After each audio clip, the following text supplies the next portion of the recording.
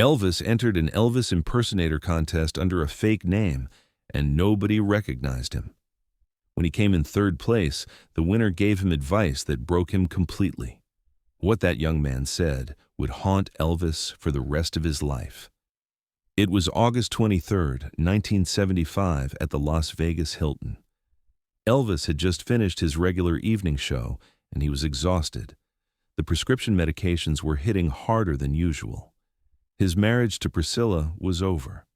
He felt disconnected from himself, from his music, from everything that had once made him feel alive. As Elvis sat in his dressing room, removing his stage makeup, he overheard two crew members talking in the hallway about an Elvis impersonator contest at the Silver Slipper Casino that night. Elvis stopped what he was doing. An Elvis impersonator contest.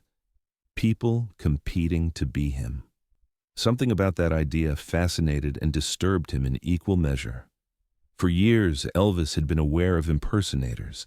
They were everywhere now, in bars, at weddings, on street corners, men in white jumpsuits and wigs, trying to capture something that Elvis himself felt like he was losing. On impulse, Elvis made a decision that shocked everyone. "Joe," he called to Joe Esposito, his road manager, "get me some regular clothes, nothing flashy, and find me some sunglasses and a baseball cap. I'm going to that impersonator contest, but nobody can know it's me." Despite protests from his team, Elvis was insistent. "I need to understand what people see when they look at Elvis Presley, because I'm not sure I know anymore." 45 minutes later, Elvis walked into the Silver Slipper Casino wearing jeans, a plain black t-shirt, aviator sunglasses, and a Dodgers baseball cap pulled low over his face. He'd scrubbed off all his stage makeup. He looked like any middle-aged tourist in Las Vegas. The Silver Slipper was a smaller casino off the main strip. The Elvis impersonator contest was being held in the lounge, and about 200 people had gathered to watch. A banner hung behind the stage. "Become the King. Grand prize $500. Elvis made his way to the registration table. "Name?" the woman asked without looking up. Elvis hesitated. "John Burrows," he said, using one of his common pseudonyms. She handed him number 27 and told him to wait for his turn. Elvis took his number and found a seat in the back.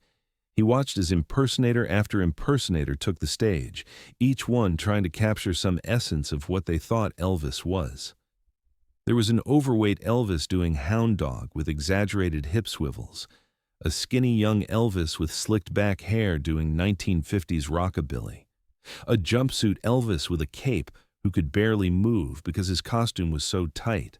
Some were good, some were terrible, but all of them shared something in common. They were performing a caricature. They were doing what they thought Elvis was, not who he actually was. As Elvis watched, something profound began to dawn on him. These men weren't trying to capture his essence. They were trying to capture an image, the hip swivel, the karate moves, the catchphrases. They were impersonating a performance, not a person. When Elvis's number was called, he walked to the stage with his heart pounding. He was about to perform as himself, pretending to be someone pretending to be him. "What song will you be performing?" the host asked. "Are you lonesome tonight?" Elvis said quietly. A few people in the audience laughed. It was one of Elvis's most famous ballads, but also one of the hardest to perform, because it required real emotional depth, not just showmanship. The music started. Elvis began to sing. And for the first time in months, maybe years, he wasn't performing for an audience. He wasn't trying to be Elvis Presley, the king of rock and roll. He was just singing a song about loneliness and loss, and he meant every single word. His voice was older now than when he'd first recorded the song. It was weathered, tired, but there was something in it that the younger Elvis hadn't had. Real pain, real loneliness, real longing. As Elvis sang, something strange happened in the room. The laughter stopped. People stopped talking. The judges put down their pens and just listened. This wasn't showmanship. This wasn't a performance. This was something real. When Elvis finished, there was a moment of complete silence. Then the audience erupted in applause, louder and more sustained than for any previous performer. Elvis walked off stage and returned to his seat in the back, his heart racing. After all contestants had performed, the judges announced the winners. In third place, with a very moving performance of Are You Lonesome Tonight, we have John Burrows. Elvis walked to the stage to accept his third-place ribbon and a check for $50. The audience applauded politely. In second place, Michael Davidson. And our grand prize winner is 23-year-old Tommy Bradford from Bakersfield, California. The crowd went wild. Tommy was tall and thin, wearing a simple black shirt and pants, no jumpsuit, no cape. He'd performed with raw emotion and genuine feeling. As the contest wrapped up, Elvis stood to leave, but someone tapped him on the shoulder.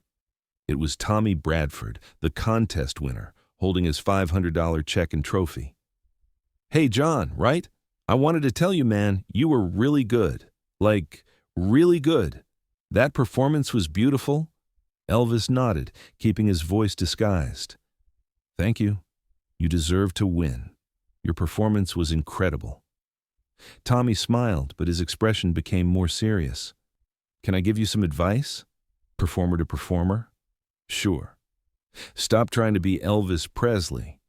Elvis looked up sharply. What? Tommy continued, not realizing who he was talking to. I noticed during your performance, you were doing some of his mannerisms, the way he holds the microphone, the way he moves his hands. But here's the thing. You have your own voice, your own style. It's really good. Better than good. But you're hiding it behind an imitation. Tommy's voice was earnest, kind. I spent 5 years trying to sound exactly like Elvis, getting every inflection right, every move, every gesture. And you know what I learned? The more I tried to be him, the less I became myself. And being yourself is always going to be better than being a copy of someone else, no matter how good that someone else is. Elvis felt his throat tightening. This young man, who just won an Elvis impersonator contest, was telling him to stop impersonating Elvis. The judges gave you third place because you were too subtle, Tommy continued. They wanted bigger gestures, more showmanship.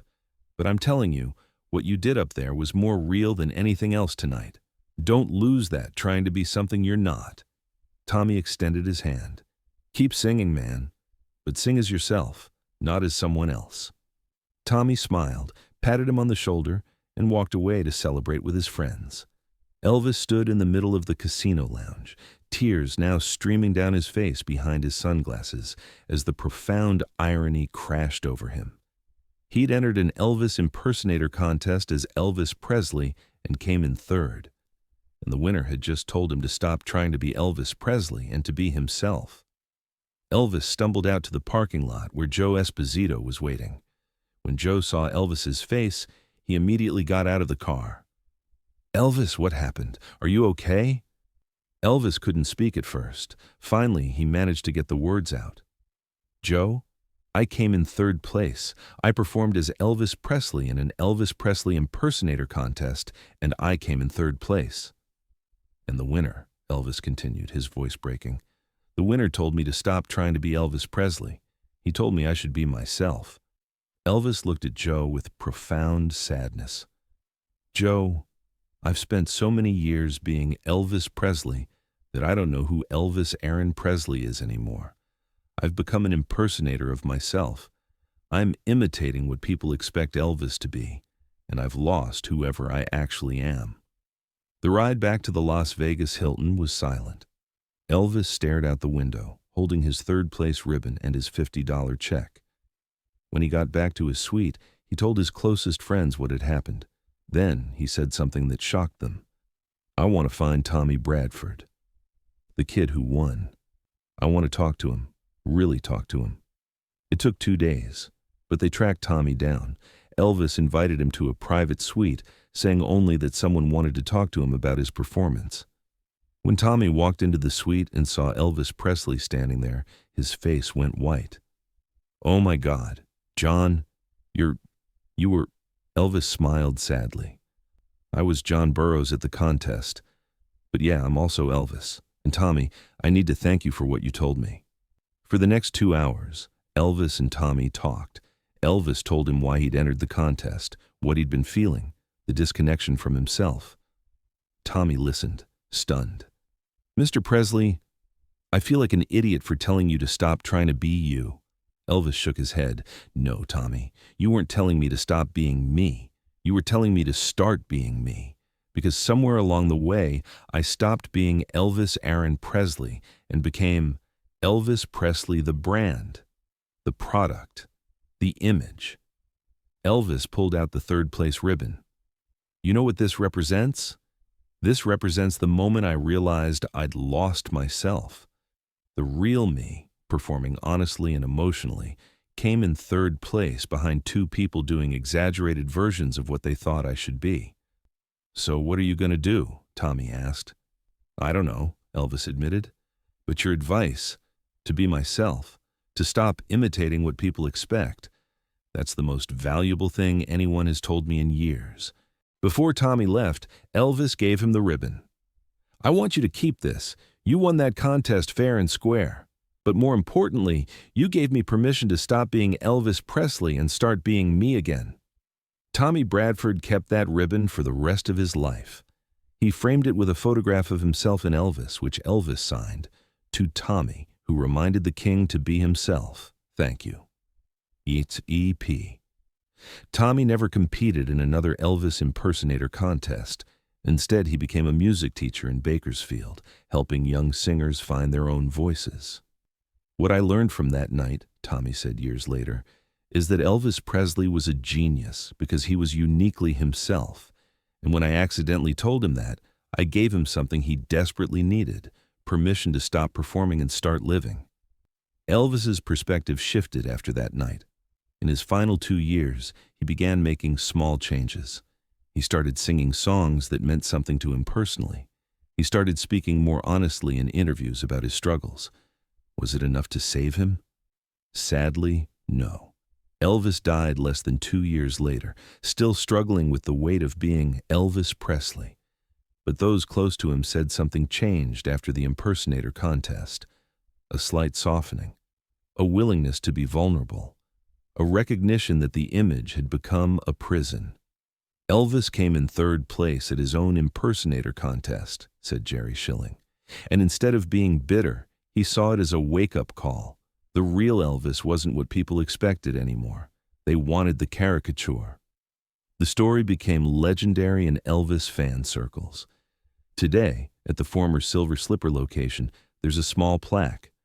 On this site, Elvis Presley entered an impersonator contest and came in third place. Sometimes the real thing is less popular than the imitation, but real is always better than fake. Tommy Bradford's advice, to stop imitating and start being authentic, became a teaching he shared with every student. Countless musicians have been inspired by this story to pursue their own authentic voices. The irony of Elvis coming in third reveals something profound about fame and identity.